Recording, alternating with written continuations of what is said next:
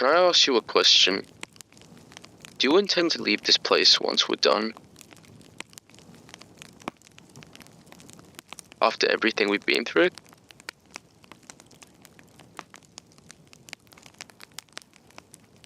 Nobody leaves this place whole, you know? Something always stays behind. What? Well, that's up for you to decide. I guess I can't really stop you anyway, so leave. But before you do, know this. The ghosts that give chase through the grey will never leave your side, no matter how far you go. Part 1. The Harbinger. Our story begins in the late winter of 1892. Misplaced amongst 5 hardened expeditionists was I, a failed writer with nothing but disaster behind my name. It was the final day before our departure, and I had sat on the edge of the port, wondering whether the icy depths would one day redeem my likeness too. I sat for a while, just staring at the tide as it went up and down, up and down, up and down, until a hand tapped my shoulder and a body landed next to mine. "So this is where you've been this entire morning? It's freezing out here. Why don't you come inside?" "Apologies, sir. I'm just getting used to the cold. I'll come inside soon." "Yeah, well,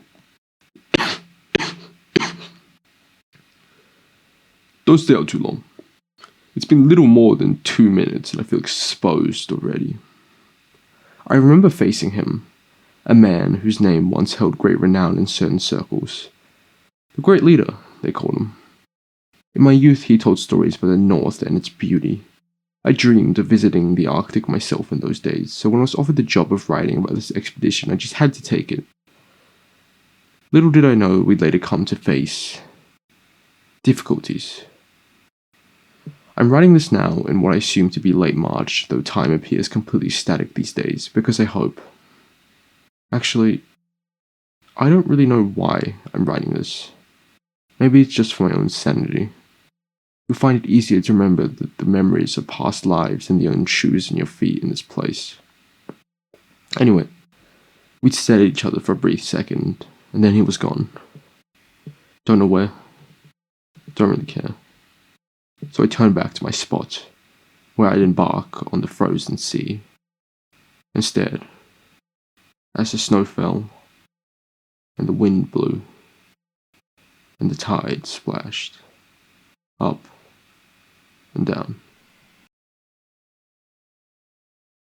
Today we reached the eastern side, though due to some mistakes in calculation, by the time we got to the supply depot, the day had already faded and the temperature had dropped well below freezing.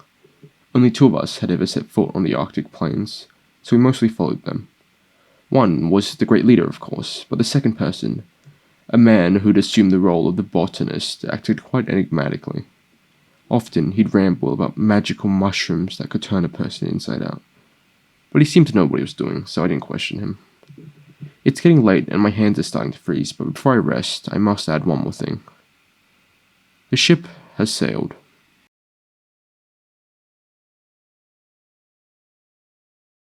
We've been cooped up in this depot for a while now. After leaving the first to venture further into the snow, we were suddenly attacked by the ruthless winter and forced to hide in a cave. I remember walking blind, with only a small lantern, surrounded by freezing stone walls that seemed to echo in my darkest thoughts. "You're gonna die here. Isn't this what you wanted? Isn't this what you wanted? I found something." It was the botanist's voice. I remember that day, when time seemed to grind to a halt as we slowly moved forward. There were only 3 in the cave. Me, the botanist, and the young musher. The one person who could see the world as clearly as I, but with none of the convictions to back it up. As we slowly reached the edge of the cave, I put down my fading lantern and turned to the botanist for his oil. He was hunched over on the ground, a grotesque, convulsing mess. The last thing I remember was his hand opening, and the only thing inside was a small mushroom.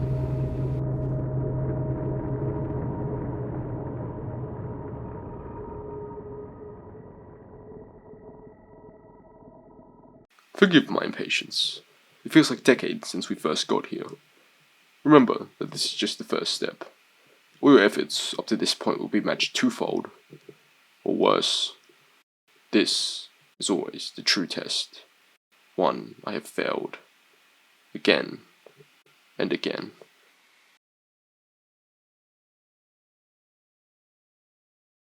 Quick, take us to that sign. It must be this way.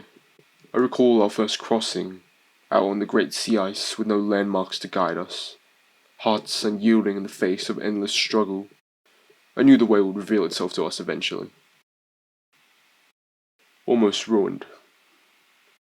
Their behavior remains strange to me, though I understand it much better now. Creatures of the fourth dimension, when colliding with the third, often find themselves trapped in bodies they can barely control. These caribou are different.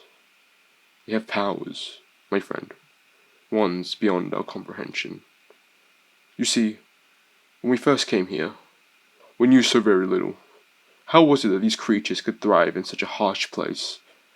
We withdrew one from its herd, 5 of us in tow of the deer, though we were not content in simply being led across.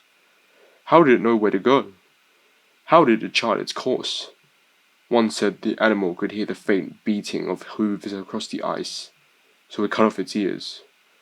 Another proposed it could see the slightest indentations in the snow when we took out its eyes. Yet, we emerged on the other side, and the creature was reunited with its herd, as if it knew things it could not be taught, or used senses we could not take from it. If you ever come to doubt your decision to come here, think about where you were when I found you. Here, your life will mean something. I have brought you here for a very specific purpose, so listen carefully. One thing is certain. Here, we are completely at the mercy of the conditions. All attempts at crossing this thick mist on our own have failed.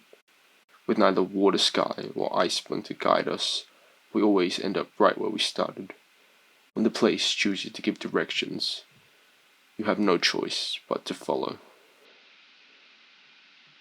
We're lost in a sea of white snow, trying to claw our way through the maze only to find ourselves further in the grey. How much longer will this go on? How much longer till we change? I'm tired. So very tired.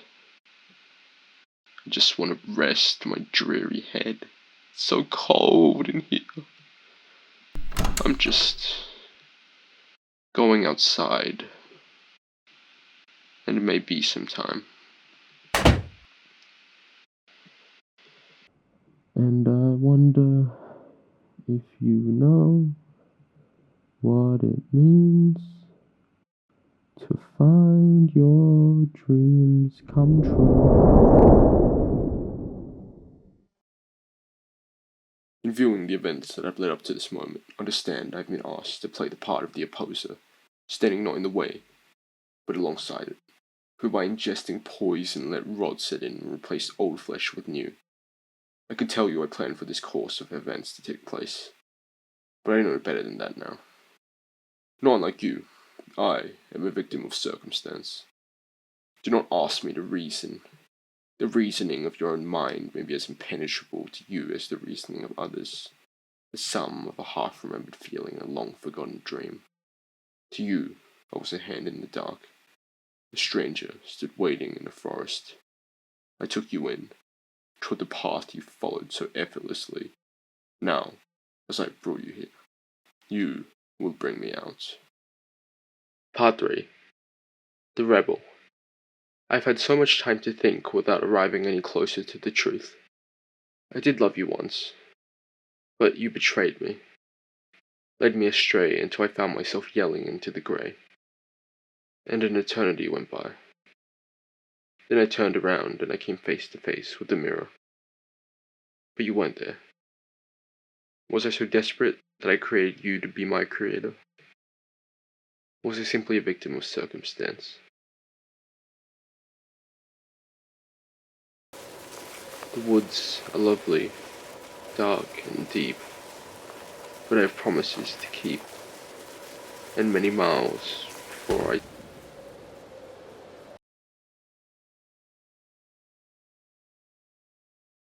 What have I done? It is only now that I have the chance to reminisce on certain events, and I can't help but wonder. On a normal day, we'd get up in the morning to the sunrise and watch the sun shine. Here, so far north, there is no sun, no way to see through the grey. Through strife, you'll find that survival of the mind is just as important as survival of the body. But the mind dies so easily when darkness clouds vision, and though we may find light, it is not the sun we look at, but the fires we've lit. Was he insane? Of that, I'm not sure. Maybe he was just trying to find a way out where there was none. These days, I just drift endlessly in a sea of white snow, looking after the dogs and battling the ups and downs that threaten the balance of this fragile sled. I'm worried that I cannot go on any longer, that maybe my efforts would be all for naught, that, when I close my eyes, there would be ghosts that claw at them, begging for help, that, maybe, I'll never escape the grey. And there are many miles before I sleep.